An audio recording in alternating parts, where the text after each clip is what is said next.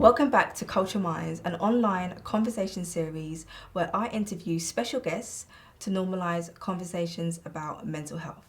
And today's special guest is an activist, public speaker and youth leader. Please welcome Darrell Blake. Thank you for coming today. You are looking well. How are you feeling?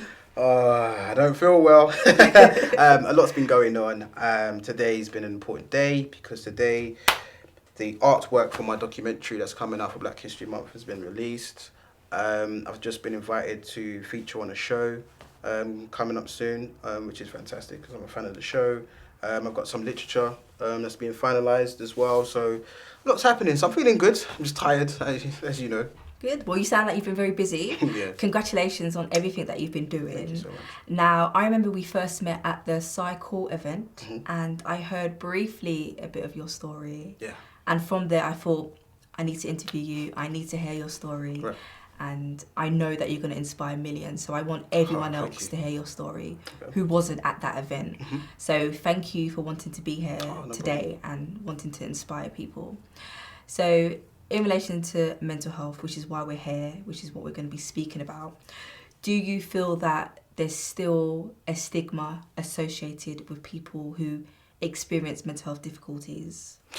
Yeah, definitely. I will speak from a male perspective because I can't touch on a female's perspective because I feel like, men and women go through similarities, but there was a lot of differences. So there are things that will affect you differently that would affect me, depending on what angle you're coming from. But from a man's perspective, I feel there is a stigma because of the whole notion of men don't cry, boys don't cry. And I think that we're nurtured from a young age to not show emotion because it shows signs of weakness.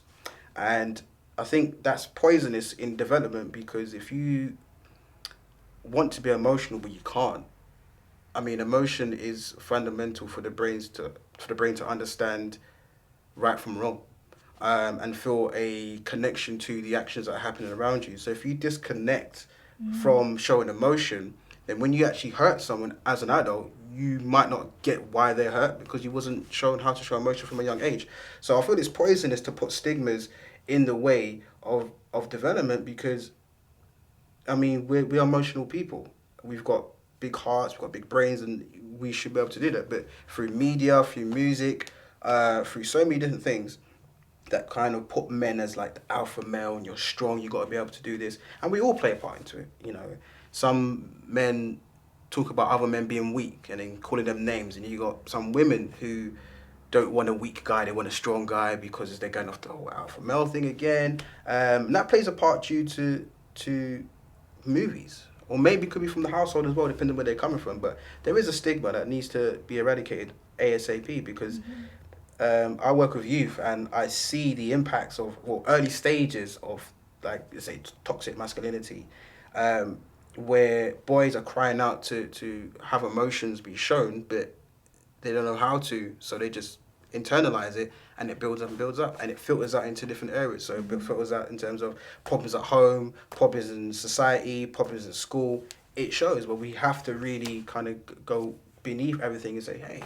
So what I try to do is create a safe space where children can really be themselves. No matter where you come from, no matter your race, your religion, hey, come together and let's all cry. So sometimes I like to have the boys in a separate room and then the girls in a separate room or separate session because some boys want to be, I ain't crying for the little girl, you know what I mean? No. And when you kind of like let them feel safe and you just strip down everything, you see there's so many layers to them. And then when they start to be emotional, you just see the beauty in the human being because that's who you are that person. And I feel like if we kept a space in order for children to develop and show themselves, the world will look at the next generation in a different way. That's amazing. You're doing amazing work with the younger generation, and it's the younger generation who we need to help. Definitely. Because they are the next generation. They are the ones who are going to be the next presidents, the next lawyers, the next doctors. So it's important that we get the younger generation.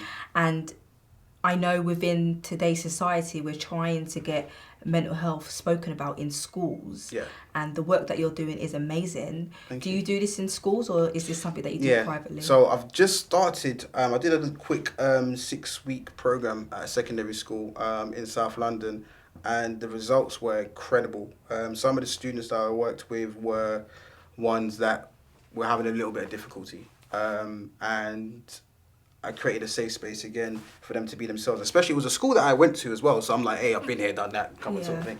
And I gave them that sort of energy, like, you don't need to hide. There were some students that were really tough in the first week. You know, they were just trying to flex their muscle, like, I'm not listening or whatever. By the second week, they started to adjust. And by the third week, they were just like, hi, sir. I'm like, you don't need to call me sir, just call me Darrell. And it was so beautiful to see, because I did a meditation session with them.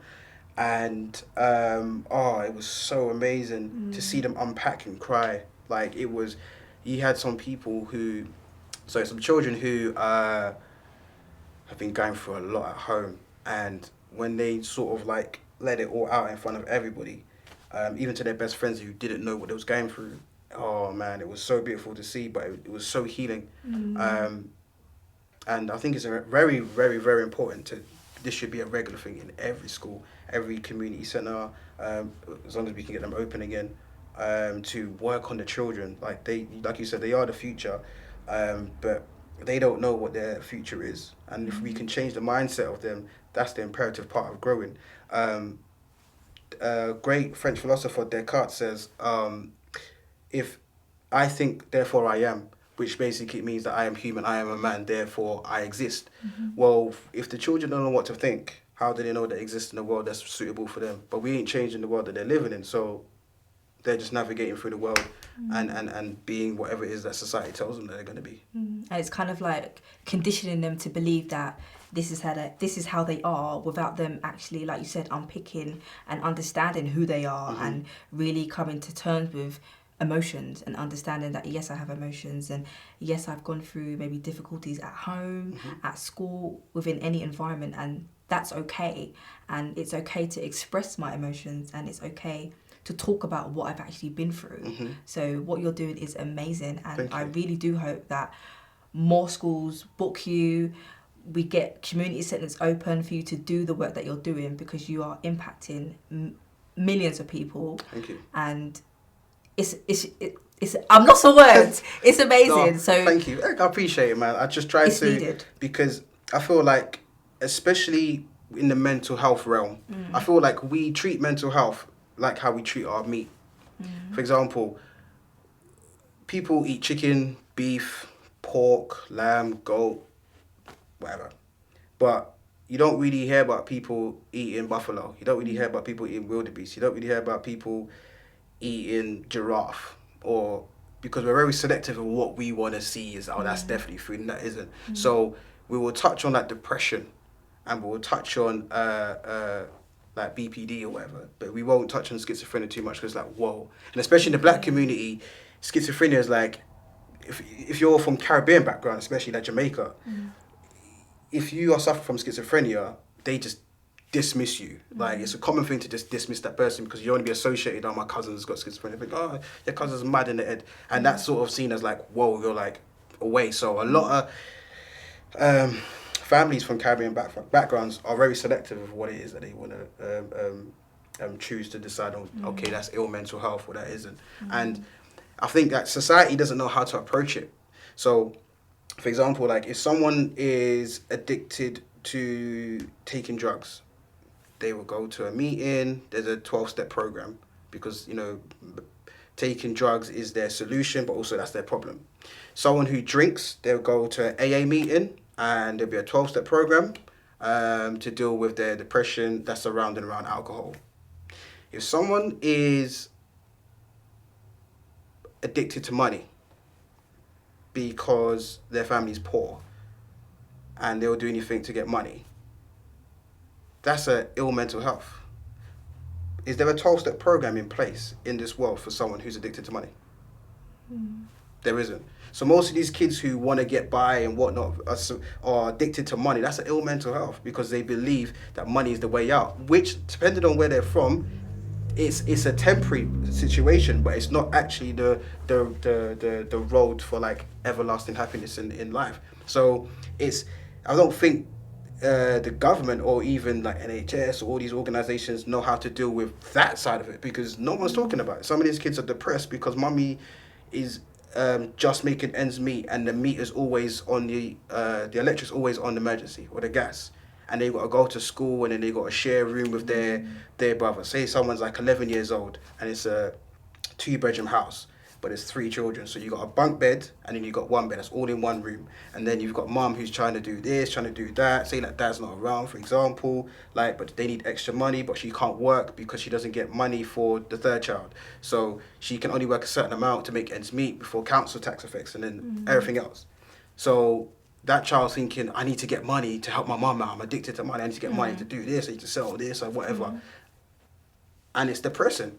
Because they may go to school, these children go to school, and they don't know if they've got money on their card, because you have to buy your food if you're not on, right? So they may lie to themselves every day. Their friends might say, oh, let's go and get some lunch. And they're like, no, I'm not even hungry. Their belly is like growling like Mufasa from Lion King. But they can't admit the fact they've got no money because of their household situation. So they have to play on the fact that they're not hungry to fit into the crowd, so they don't look like they're poor. Kids do that from a young age. That's crazy. So let's get deeper then. Sorry about that. That's all right, no worries. Have you ever experienced any difficulties with your mental health? Yeah. Couple of years ago, I had an episode where I was drained, like literally, like super duper drained. I was doing way too much, trying to please everybody, which I found out the hard way that you can't do. Trying to please family, trying to please friends, literally just trying to please everyone, trying to be that guy. And what I noticed was that I started to slow down. I wasn't getting up in the mornings quick enough. I wasn't really seeing myself as doing anything great. And then I kind of sat back one day and I was like, you know what? Maybe I've done enough. Maybe this is my time. So had an episode where I spent like a whole week like in my room, didn't leave my room at all, like literally went toilet, bathed my skin, and that was it. I didn't leave my room. I just created this mental black cloud over the ceiling, which just kept me in. I'd stay in bed the whole entire time, hardly ate because I was just drained. I was taking on people's emotion. Then I thought, am I not doing enough in this world? Am I not doing enough for family, friends, loved ones, so on and so forth? Like, what am I actually doing? And then I felt unappreciated as well, because it was a long time since anyone says, oh, Darrell, like, I love you, you know? Like, you're, like, yeah, from a friend or family member. Like, I didn't receive any of that. And then I started to drive myself down into the ground thinking, do you know what? Maybe if I wasn't here, my life would be better. It's the easy way out. And probably people wouldn't notice me. So maybe I should just kind of wrap it up, call it a day. So I actually had an episode where, the second episode of that is planning my exit. I actually decided to myself that I didn't want to be here anymore. So what I did was I wrote suicide notes to my family and put it in envelopes and stacked them away. Then I started to really plan my exit by what I did was that I used to work in a lot of like corporate jobs, and I still got the ties from the jobs, and I tied the ties one after the other, like a long tie, and then I was like, okay, well, this is long enough. And what I was going to do, I was going to use the ties to make up like a rope, like a noose, and hang myself. I decided that I wanted to do it over Southwark Bridge because London Bridge, Waterloo, Blackfriars, Tower Bridge, Westminster Bridge, Vauxhall Bridge, all those bridges are busy. Southwark Bridge is a dodgy bridge because it's like, it's in the middle of nowhere. Like, if you find it, good on you. If you don't find it, you just wouldn't notice it because no one really uses it. So I thought, if I use that bridge, then no one would interrupt me. I don't want to be, like, people got phones like crazy now. So if I try and fail, it's going to be someone's phone. Like, I don't want to be around if like I get saved or whatever. I don't want to be around people saying, oh, dear, I saw this. I didn't want that pressure. So I'd rather not live and that happens as opposed to being around. So I thought, I'm going to have Surrey Bridge, and it was a Wednesday that I was planning to do it.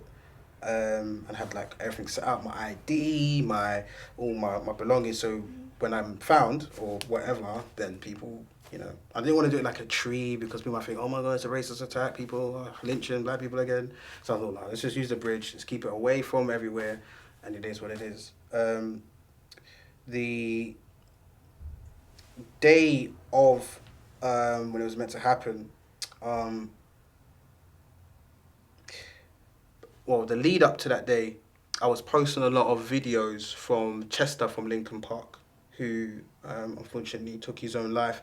And I was listening to his stories and what he was saying about speaking to the person within you and how important it is to recognize that difference between the balance in the rage and happiness. And sometimes the rage can take over.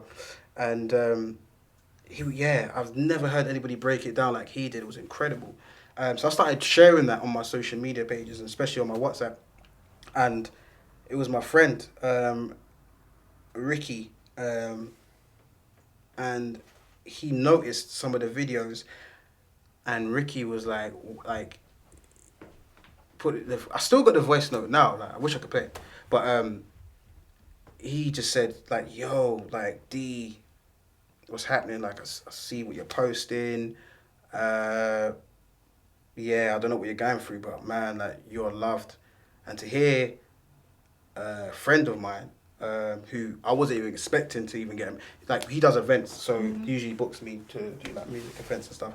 So I wasn't expecting that at all. Like, he just poured, like, it was like a 6-minute voice note of him just speaking on what he views of me and how he believes I should be, and just showing me nothing but pure love. And that was the first time I've ever experienced anything like that. And that just opened me up to hear another guy say, yo, Darrell, I love you so much. Like, you're such a great guy and whatnot. And that's what kind of sparked me to be like, okay, look at things differently. And then my mum, she found her suicide letter. Yeah. And then she called me. She was like, where are you? I was like, I'm just out. She goes, could you come see me? I was like, okay. Went to go and see her, and then she gave me a hug, and then she goes, I'm so sorry, I didn't know you was going through that. Wow. So it was like all you needed was the love, and for someone to just tell you that they loved you. And sometimes that's all it takes to check on that strong friend, and to just tell that strong friend that you're doing okay, and I love you, and I'm here for you. And sometimes people often forget that, and sometimes they get distracted, or they think, Darrell's strong, he's fine, he's coping, he's doing great stuff. But sometimes we actually need someone to just show us that affection that we have maybe been lacking in our life and need to hear. So, Ricky, you are amazing. Thank you, Ricky. Because, like you said, if it wasn't for Ricky, then I wouldn't be here. No one knows what could have happened. So we thank Ricky, and for people like Ricky who are inspiring people and just showing love and bringing a positive vibe and a positive energy and saving lives, because like you said, he saved your life from what you were planning to do. And I always remind him as well. He's just like, oh, what are you talking about? I was like, because in the voice note, you can, bless him, like, he's trying. He's like, yeah, like, he's like, I don't even know what I'm doing. Yeah. I can tell he was probably holding the phone like this and driving and saying, like, it's just so awkward. But it was, hearing from like a fellow, like, industry guy, it was just like very important. I think I just needed that at one point, but he came in the nick of time. Do you know what I mean? And at the right moment for you. This is what, so that's amazing. Exactly. They always say that God doesn't come when you want him to, but he's always on time. Yeah, amazing. And so from that, the message from that is check on your strong friend, no matter what. No matter if you spoke to them yesterday and they done something amazing, still check on them and still show them that love and affection. Even if you feel like you don't have time, make time. Because it's things like this where people don't feel maybe encouraged or maybe appreciated, that they kind of step themselves back and think, maybe if I wasn't here, no one would even notice. So I feel like from your story, I want people to feel encouraged more to check on their strong friend, or not even the strong friend, check on every friend, check on every family member. Have times where you check on people and say, just want to say I love you and you're amazing. So doing more things like that. The random messages are the best. Random of nowhere. And do you know what as well? I try and encourage my people.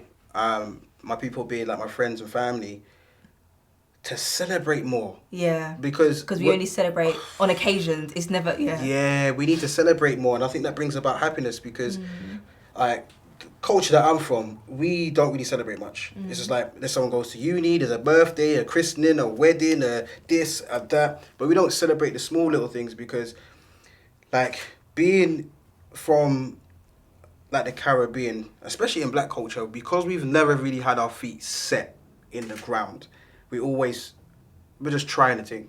So a lot of the older generation, you might say, oh, you got a new job? Yeah, man, all right, we're just trying a thing. And always trying, we're never doing. We are doing, but we don't know why we're doing it. Because nothing's ever, right? Yeah. So in our heads, we've kind of been trained to not believe that everything's ever going to be okay and going to be set in stone for us. So we're always trying a thing. So we're never at ease unless... Even the richest black person is never at ease because they're thinking at any given moment it can be taken from us. So we've got to celebrate the small things because you never know what's coming the next day. So small little things. Oh, you got a new... All right, celebrate that new job. Yeah. Oh, what, you had a good week? All right, let's celebrate this good week. Yeah. And we've got to learn to celebrate and appreciate just the smallest things because that can just bring about happiness. How do you take care of your mental health now? What are the type of things that you do to keep you mentally stable? I've learned discernment, which is basically knowing when to say no. I'm a sort of person that says yes to everyone because I want to do everything. But also, I try to celebrate the smallest things. I'm realizing that smiling produces like incredible hormones in the body that make you feel good. I know, everybody says like smiling makes you feel better, but it really does. So for example, like if you get your two fingers like this, okay, and you just put them here, right, and you do, like you laugh, right? There you go. That's a proper laugh. Yeah. Okay. Right. You're squeezing the nerves right in this area here, which produces an oil that heals you. And if you do the same thing again and you frown, right. So what you're doing, you're producing acids that make you feel unhappy. Oh wow! And I do feel a bit uncomfortable in my belly doing that. Actually frowning. Yeah. My belly felt a bit like anxiously, nervousy. Right. Especially when there's silence, you're thinking about it. It kind of just makes you zone in. What I do as well, which I will share with you, it's a little quick exercise I do with my young people. Okay. So, for example, let me ask you, physically, could your body go a whole day without food? Yes. Okay. Physically, could your body go a whole day without water? No. You couldn't. Would you die after like one day? No, I wouldn't die, but I would feel very weak. But you'd still be very fatigued, but I'll still be here. Okay. But I don't think I'll be able to manage that. Okay. Could your body go a day without air? No. Okay. So what's most important, food, air, or water? Air. Okay, so tell me about air. What do you know about air? Oh my God, I feel like these are trick questions. We need it to survive. Well, tell me about it. How do you breathe? Yes. How do you breathe? Oh my God, no! Show me how you breathe. Okay. Is that it? Yeah. Alright, so you're breathing, but you're not breathing. So what you're doing is you're inhaling, exhaling, but you're not actually properly breathing. Your heart, because your lungs are connected to your heart, okay, your heart works on the left ventricle and right ventricle. So it's like oxygenated, deoxygenated blood. Yeah, that's how your heart operates, okay? Right, so it's like a trap door. It's like it just goes in and out, in and out, in and out, okay? And what it is that we should be breathing in cycle of our heart that we don't do. So for example, if you get your right thumb, okay, and you place it over your your right nostril, sorry. Yeah. Yeah. And then what I want you to do is take a deep breath. I'm gonna do it with you. Hold it. And then pinch it like this. Hold it. And then release. Through that same nostril. And then pinch it. And then breathe out through that nostril. Try not to breathe out of the mouth. Breathe out the nostril there. Okay. Alright. Hold it. And then breathe out. And again, deep breath. Pinch. Do it one more time. Pinch, hold it, breathe out. If you do that, you will see that your nose just feels much clearer. If you do that like over like... Do you know what? I actually feel like I've released something. Wow, I feel like I was really focusing on my breathing and really appreciating. You got a left and right heart, left and right brain. So, for example, your brain, that's it, you go, girl. So when you breathe in and you hold it, Guys, do that. Yeah, you hold it for like 3 seconds. Like, You're operating like that. So you're working the chambers. Your brain needs oxygen to think. So when people are very erratic, like, oh, leave me alone, they tense up first. Yeah. That means they're holding their breath. They go, and then they act, as opposed to, and breathing is really good for just coming back together and just kind of coming in alignment with your thought processing and not acting out of character and behaving as you wouldn't want to behave, reflecting back on your behaviour. And breathing is very important, and I feel like we don't appreciate breathing as much as we should do. We don't know how to breathe. And that exercise was amazing. That's it. Wow. I feel like doing it again. Can we do it one more time? Okay, wait. Right, 1, ready? 2, 3. Here we go. It's better when you close your eyes. Oh, what was that? Wow, it's very peaceful. Yeah, because you got in certain East Asian cultures, it's called Chi, breathing, like martial arts Chi, and parts of West Africa and parts of what you call Asian Kemet, it's called Ka, breathing, Ka. And you got Kabbalah as well, Ka, it means breathing, air, that's what it is. Wow, guys, if you haven't done that before, do it, it was amazing. Thank you. No, thank you very much. Thank you so much. Thank you. Before we go, where can we find you on social media? Okay, on Instagram, it's Darrel.Blake, so DARREL.Blake, and on Twitter, it's Darrel__Blake. That's where you can find me. Perfect. Thank you so much for coming. Thank you so much. No, thank you.